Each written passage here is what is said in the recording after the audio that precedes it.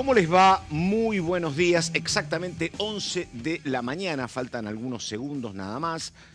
Obviamente que cambió todo a partir del 26 de octubre. Las expectativas económicas, las expectativas políticas, lo que está pasando en la bolsa en los primeros 3 días hábiles, lo que pasó con los bonos. Y particularmente hay un enorme revuelo, muchísimos cambios que se están insinuando y concretando acá en la Cámara de Diputados y en la Cámara de Senadores, básicamente porque se ha modificado radicalmente a partir del 10 de diciembre lo que eran los integrantes del bloque oficialista.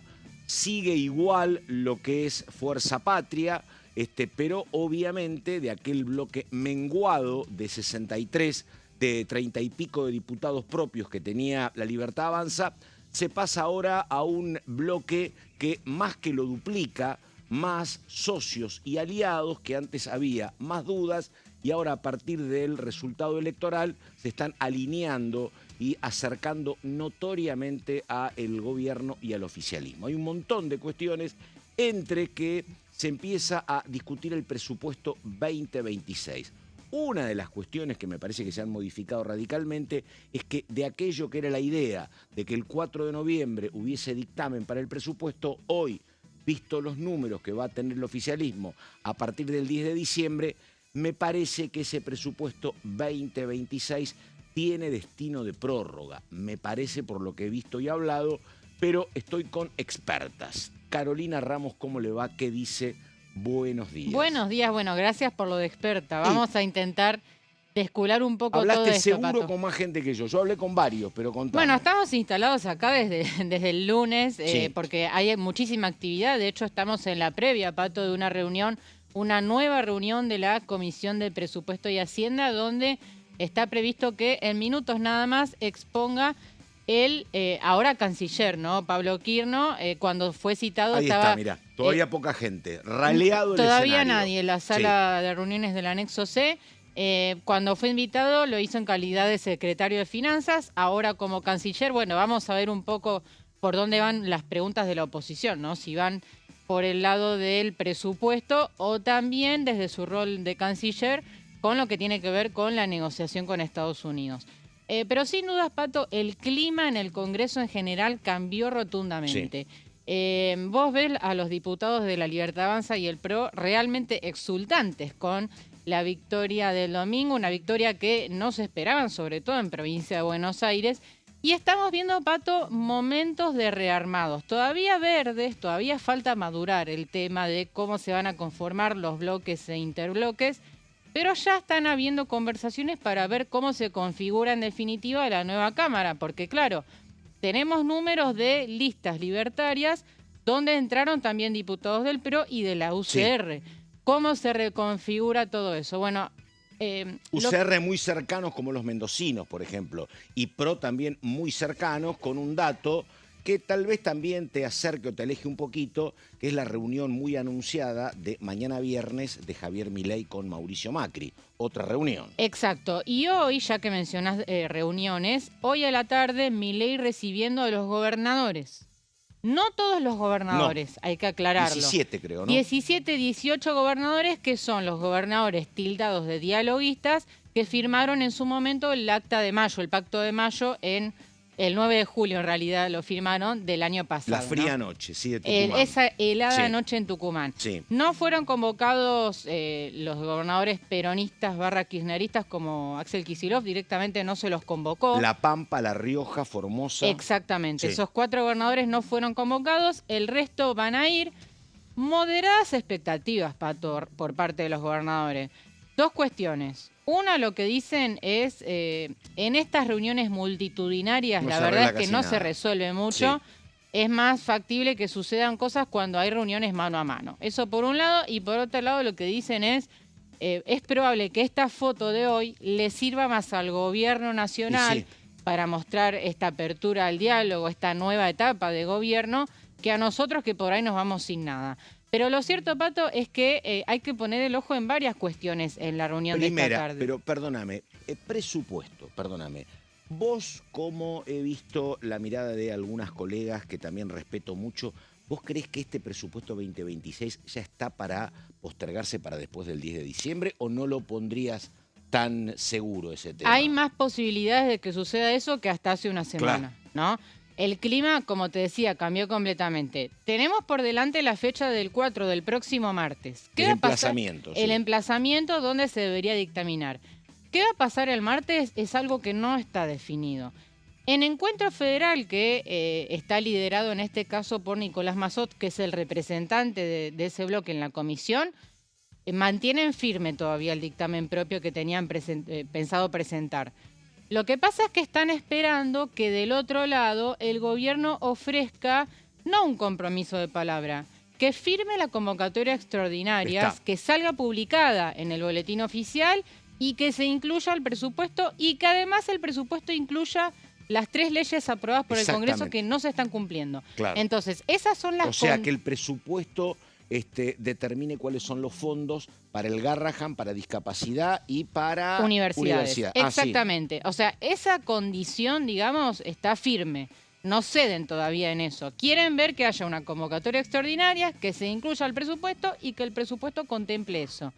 En el kirchnerismo están un poco más esperando a ver cómo se resuelve también la cosa. Lo cierto el kirchnerismo es que vuelve a estar como el 10 de diciembre del 2023, ¿no? Están recalculando un poco, ¿no? Sí. Obviamente, parte de la interna general.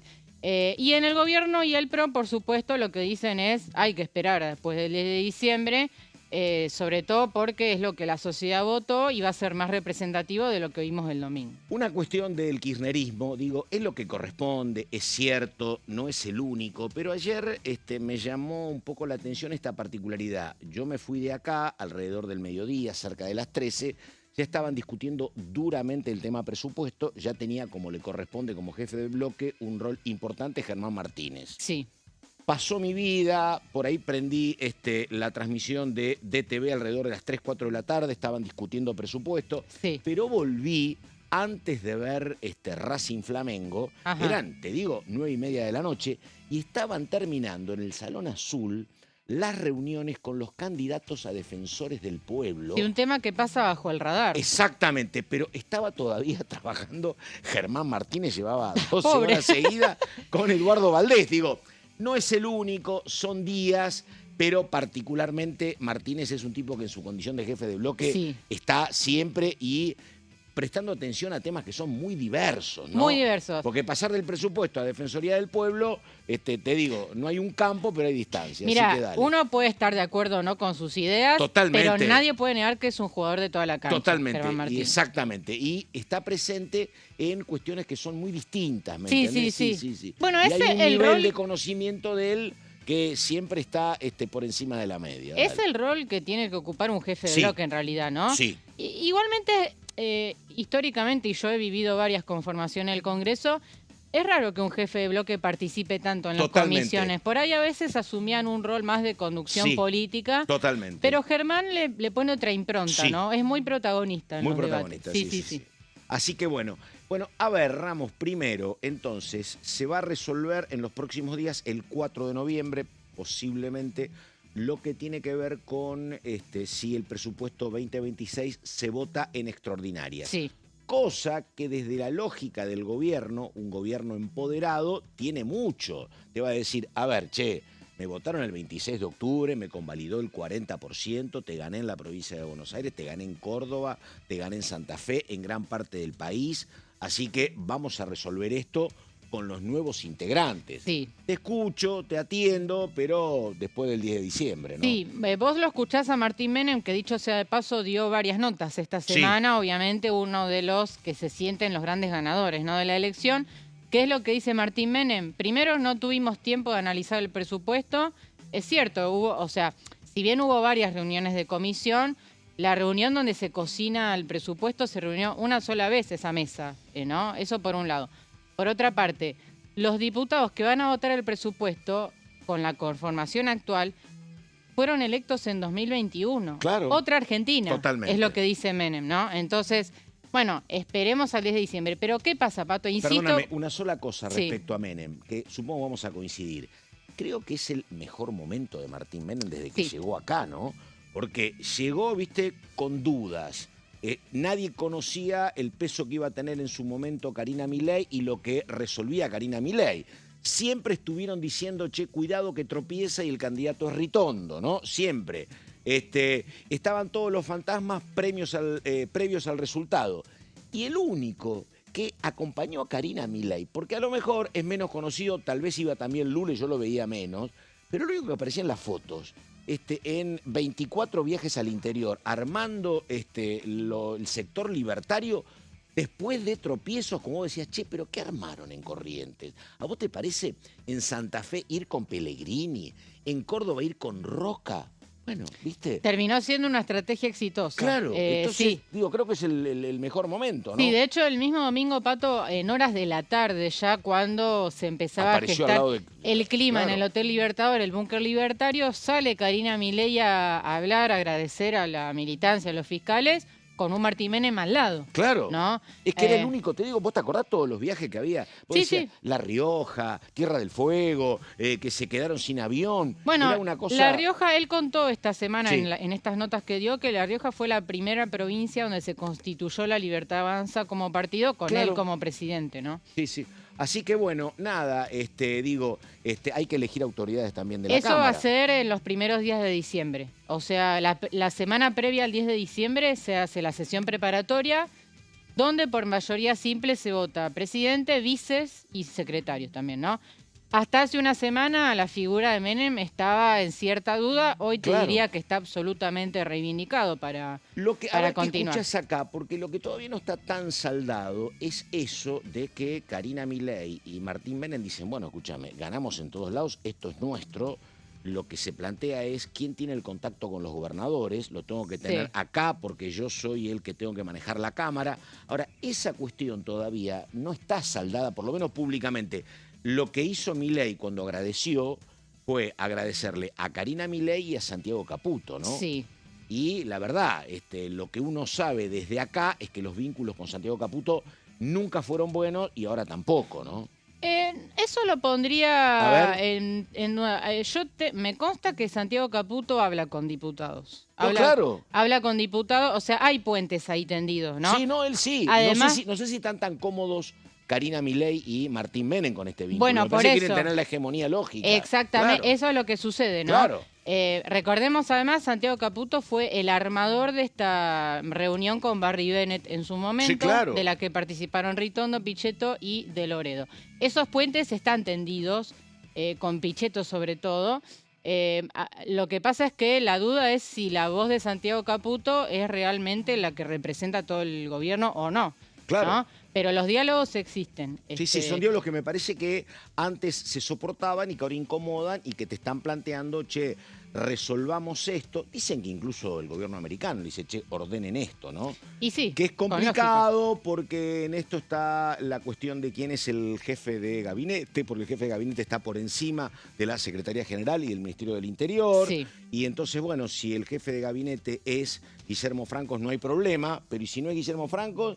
¿A quién pones que no sea ni de Karina ni de Santiago Caputo? Entonces, bueno. Es la gran duda. A ver, ¿hay alguna imagen de lo que está pasando en presupuesto y Hacienda? Bueno, ahí Se va está. llenando de poquito. Ahí hay más color. Recordamos, Así que, Pato, sí. mientras esperamos la reunión, que en el día de ayer asistieron 2 funcionarios del área de educación.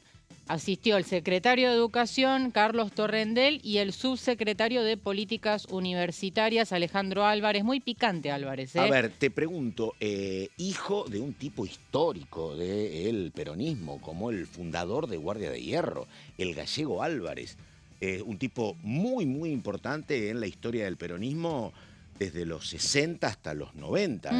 Un dirigente. Buen dato. Sí, no, bueno, es el fundador de una agrupación, Guardia de Hierro, donde crecen, entre otros, por ejemplo, José Luis Manzano y Ajá. tantísimos dirigentes. Guardia de Hierro, una organización dentro del peronismo que siempre se diferenció de Montoneros porque Montoneros optó por la lucha armada y Guardia de Hierro siempre tuvo enorme distancia, pero grandes dirigentes del peronismo pertenecieron a esta agrupación fundada por el padre de Alejandro Álvarez, que me dicen que, lo vi en las redes, había muchos militantes libertarios celebrando la participación de Álvarez. ¿Vos lo viste? En la reunión de ayer. Exactamente, sí. Sí, porque es un funcionario muy picante Claro. y que responde todo, ¿no?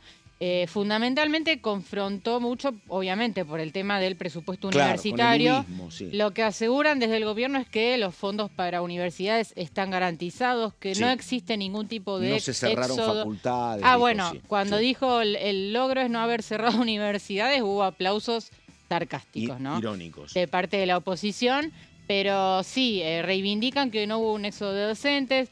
Respecto a la inversión educativa, un dato que trajeron ayer los funcionarios. Ellos hablan de un crecimiento de la inversión en educación en términos reales del 7%. Lo que dicen es, aumenta 17% nominal, como se proyecta una inflación del 10%, 10,1%, tenemos un crecimiento real del 7%, una de las cifras que aportaron en el día de ayer. Ahora, un tema que recién hablábamos con Caro antes de empezar, porque viene Quirno, ¿no? Y Quirno está anunciado como secretario de Hacienda. Claro. Es cierto, puede ser un tema De protocolo, de finanzas. Puede ser una cuestión de protocolo, que todavía no han modificado su condición de nuevo canciller argentino. Pero me parece que obviamente que va a haber preguntas, porque hay muchos diputados, que va a haber preguntas sobre la cuestión que que ya está ejerciendo como canciller. Pero me parece que la convocatoria en serio tiene que ver con finanzas y con todo lo que hizo con Caputo, ¿eh? Y creo que está invitado en esa condición, ¿eh? Vamos a verlo. Creo que la reunión va a ser un poco de todo. Ahí estaba viendo que uno de los presentes en este momento es Itay Hackman, que además es economista, fue el candidato de Fuerza Patria en Ciudad de Buenos Aires, donde resultaron segundos.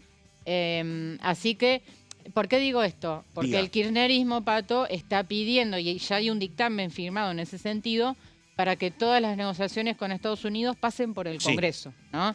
Que es uno de los temas que, previo a la elección, parecía que avanzaba Claro. con todo, y ahora con el resultado sobre la mesa, veremos en qué queda todo Sí, esto, el ¿no? gobierno, yo creo que el gobierno acierta en ser muy optimista en lo que va a ser el vínculo, por lo menos en diputados y creo que también en el Senado, porque la verdad que, ¿cuántos diputados propios tiene? Tiene 90 y pico la Libertad Avanza, ¿no? Ahora, propios, Puros, sí. unos 80. ¿A 80? Sí, si lo sumás a los del PRO, te da a las cuentas que yo hice ayer, Sí. ¿no? Unos 103. Ahí está, ese fue el número que 103 vi. de este nuevo incipiente interbloque. Está. Ahora, después a eso, vos le tenés que sumar.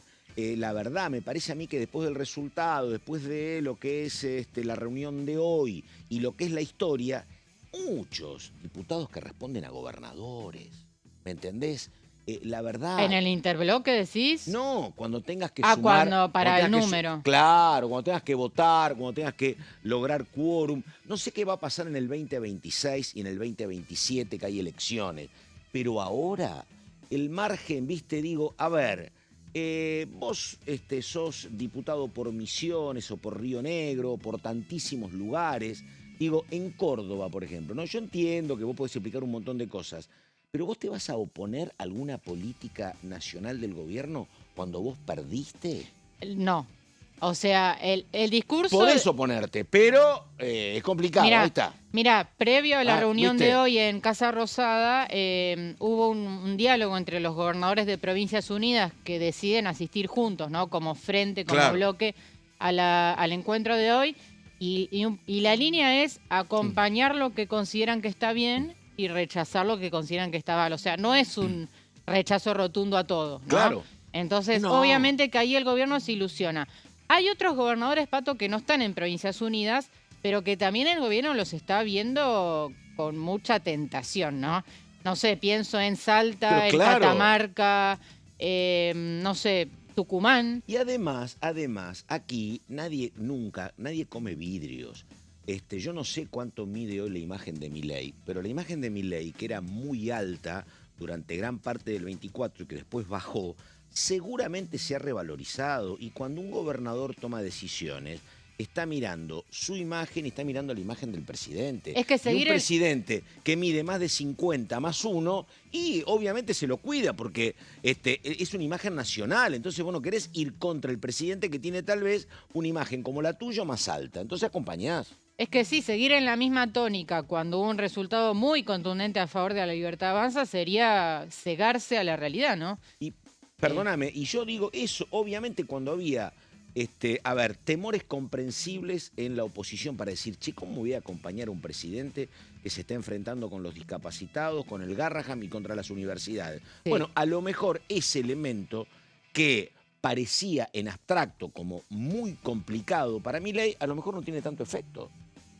Bueno, a Está ver, claro que no. el tema de las 3 leyes Claro. está, o sea, la oposición no está logrando que eso tenga efecto, ¿no?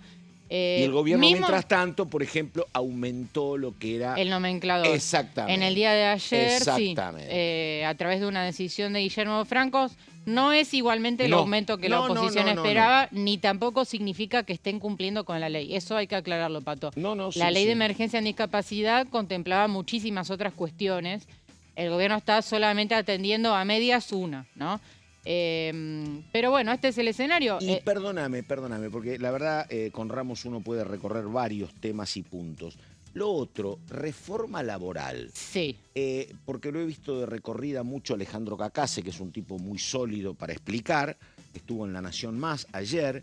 Lo que pregunto es, acá me parece a mí que esto está como cuasi cocinado, no sé cuándo se va a tratar, si en estas extraordinarias o cuándo, pero ¿cómo ves el tema senadores? Porque en senadores me dicen también, otros temas pueden ser más complicados en el Senado, pero hoy el gobierno va a tener, creo que, entre los propios y algunos allegados, 27. Va a Exacto. estar todavía a 10 del quórum, pero reforma laboral la va a conseguir. Lo mismo que en todas las respuestas. Hasta la semana pasada te decía en el Senado es Imposible, muy difícil. claro. Porque hasta la semana pasada Unión por la Patria estaba, bueno, lo sigue estando hasta el 10 de diciembre, ¿no? A 3 del quórum nada más. Ahora el peronismo está en retroceso en el Senado. Pasan de 34 bancas actuales a 28. Perdieron muchísimo porque, claro, como en el Senado se reparten 2 y 1 y el peronismo resultó segundo en 6 de las 8 provincias, entonces cambia el escenario. No sé Entonces, si cambia. ¿La Rioja reelegía senador? ¿La Rioja? Porque no. acaba de dar el dato de que finalmente en La Rioja ganó el peronismo por muy poquito. Pero bueno, nada, dato de ahora. Sí. A ver, el tema es que sí, la reforma laboral tiene un poco más de chances, ¿no? Algunas aclaraciones respecto de... Diga. Porque se ha hablado mucho del contenido del proyecto esta semana. A ver, el proyecto que está tomándose como base es el de la diputada por Santa Fe, Romina Díez, que fue la armadora de la Libertad Avanza en Santa Fe. Este proyecto lo presentó ella el año pasado y se va a tomar como base. La versión final va a ser la que surja del Consejo de Mayo, ¿no? No es el proyecto de Romina Díez tal cual lo presentó, sino que va a tener algunos cambios según lo que se consensúe en esa mesa, donde, dicho sea de paso, hay un representante del sindicalismo que es Gerardo Martínez de la UOCRA. Que se opone. Que se opone, obviamente, la CGT en general uno puede predecir que se va a oponer. Hoy hubo unas declaraciones de funcionarios del gobierno que ya están negando el tema de que se amplíe la jornada laboral. Viste que una de las versiones era que se ampliaba a 12 horas. Bueno, hoy Francos dijo es una locura, así que no va a ir por ese lado. Lo que están buscando instalar es que el eje de la reforma laboral es fomentar el trabajo registrado. Totalmente. Fomentar el trabajo en blanco.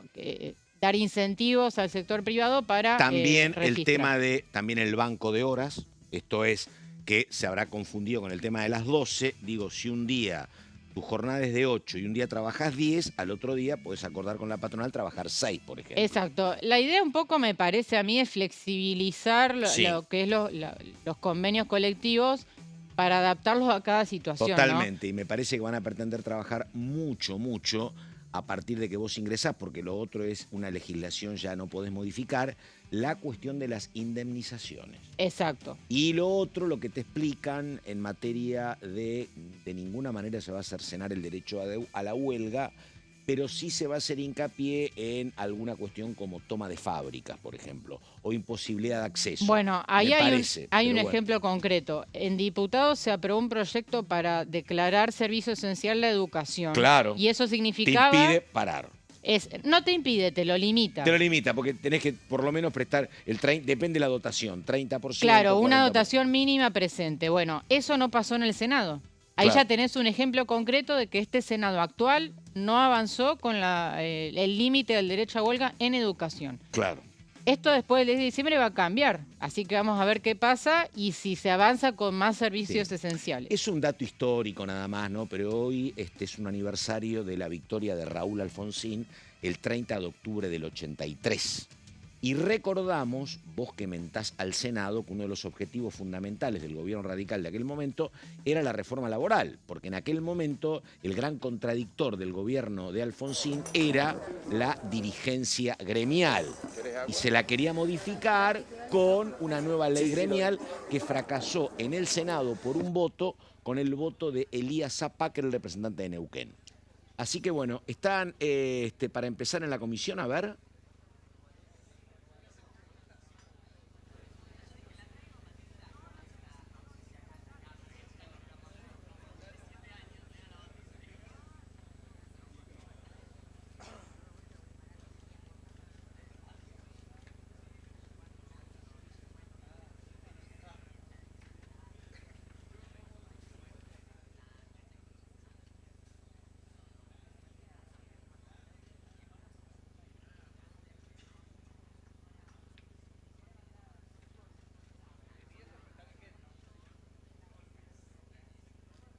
Tiempo necesario para desarrollarlo, pero el Libra... Muy buenos días. Ahí está. Damos inicio a la reunión informativa de la Comisión de Presupuesto y Hacienda. El temario del día se encuentra el proyecto que ingresó el 15 de septiembre, que trata el presupuesto general de la Administración